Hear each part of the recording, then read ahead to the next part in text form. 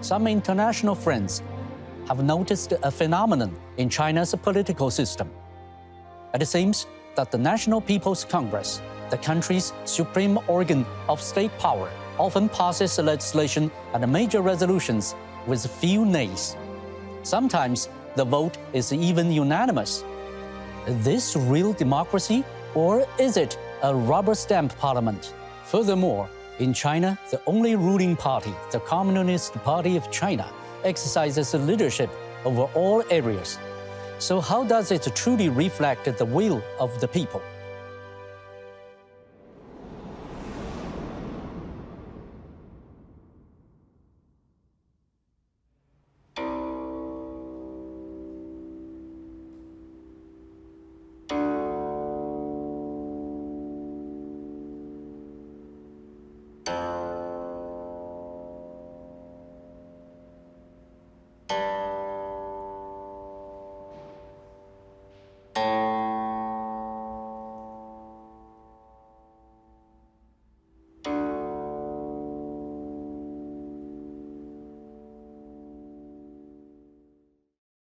I want to preface this by saying that democracy is a common value of all humankind.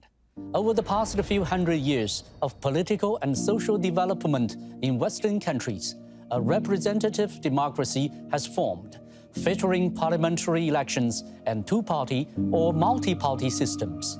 However, the original intention of all countries in the pursuit of democracy is ensuring the people have a voice and right to participate in governing the country. This means that democracy is a process entailing continuous exploration and development based on national conditions and realities. Moreover, democracy should not and will not have only one system or form. Over the past 70 years, China has been improving its institutional guarantee system of people's democracy and gradually developing a whole process democracy in national governance. This form of democracy focuses not only on voting, but also on sustained and extensive participation.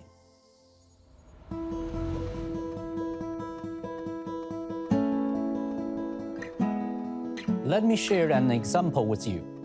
In 2020, the NPC adopted the country's first ever civil code. Before this, during the 5-year compilation process, the legislature solicited opinions from the whole of society 10 times, with some 425,000 people providing 1,020,000 opinions. Moreover, research at the local level is also conducted after each review of the draft sections. For example, in response to property management disputes and other issues of major social concern, the Legislative Working Group held meetings at the community level to solicit opinions from representatives of residents, neighborhood committees, and property management staff. After the full text of China's draft civil code was unveiled, NPC deputies and members of the Chinese People's Political Consultative Conference deliberated and discussed the draft during the 2 sessions. Over 100 revisions were made in accordance with the views from all sides.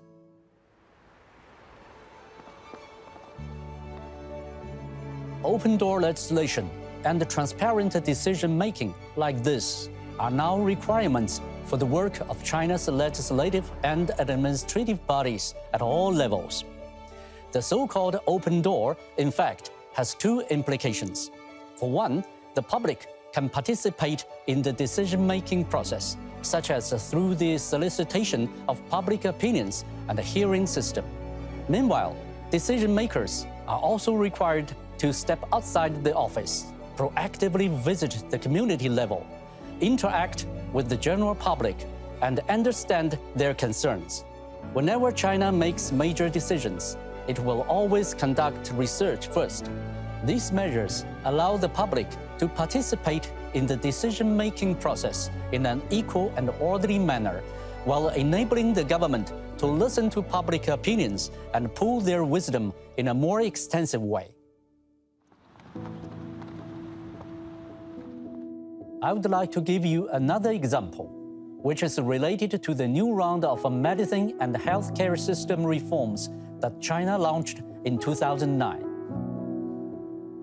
I want to address this issue because healthcare reform concerns a huge number of stakeholders, affecting the general public as well as pharmaceutical retailers and manufacturers.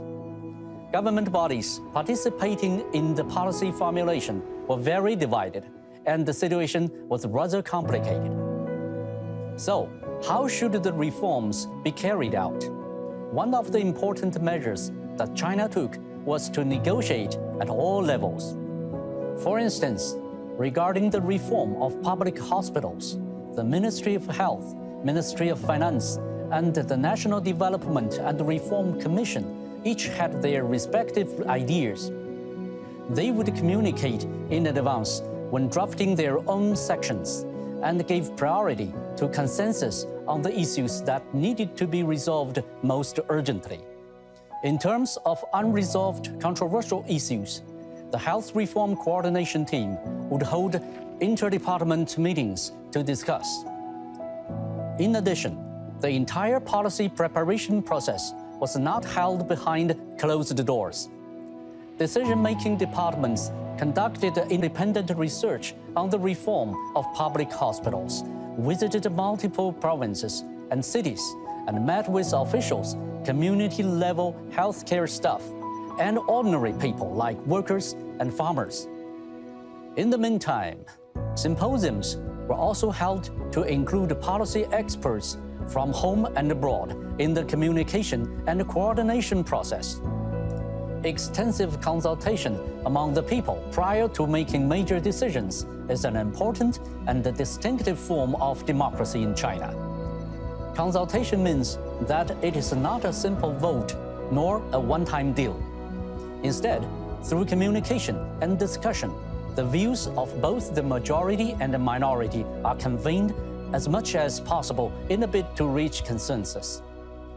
As a result, the public are given more opportunities to participate in the policy formulation process, and these policies can be implemented to the greatest extent.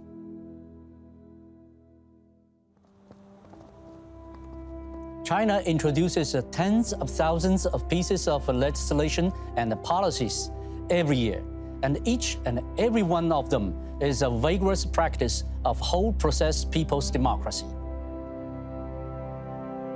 Democracy should be concrete rather than abstract, and it should enable the people to truly participate in all aspects of political affairs. China develops whole process people's democracy and constantly improves the system of democratic elections, consultations, decision-making, management, and oversight. All of these aim to give the people the opportunity to participate in the whole process of exercising state power and to let their voices be heard. Now back to the original question. Why are there few nays in the final voting stage? This is because the interests and aspirations of the vast majority of society have been fully reflected, and the broadest consensus has been built throughout the entire policy formulation process. We Chinese often say, an issue is best discussed by all parties. Public issues are discussed by all those involved to reach extensive consensus.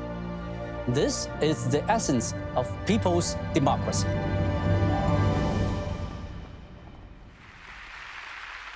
Of course, no political system in today's world is perfect.